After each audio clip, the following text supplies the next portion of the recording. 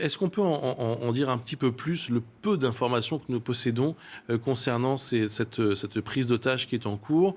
On a maintenant la quasi-certitude qu'il y a bien un otage ou une otage, on ne sait pas si c'est un homme, on ne sait pas encore si c'est un homme ou une femme qui est retenue par les deux hommes. Hein. Oui, donc on est toujours sur un otage. Donc on est toujours en phase d'observation. Le GIGN est en place, prêt à intervenir s'il le fallait, si la situation dégénérait. Pour l'instant, c'est en phase de négociation. Le GIGN essaie de parle même avec les otages. On en est là. Ce qu'on vient d'apprendre, qui est une info importante, que le ministre de l'Intérieur, M. Cazeneuve, avait laissé entendre en parlant de ce qui s'est passé à Montrouge. Vous savez que après un accrochage entre deux automobiles, deux conducteurs, l'un avait fait feu sur une policière municipale et sur un employé de voirie.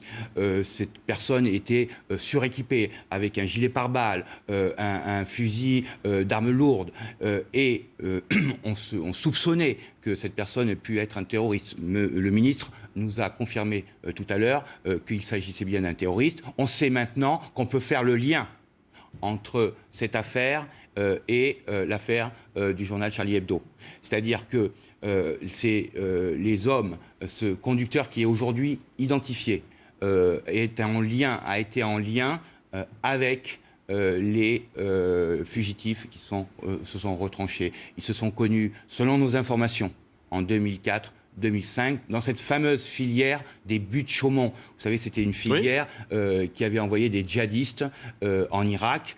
Chérif, l'un des preneurs d'otages, voilà, d'un des deux frères, avait même été arrêté juste avant de partir pour Damas. Donc, il y a un lien avéré entre les deux affaires maintenant.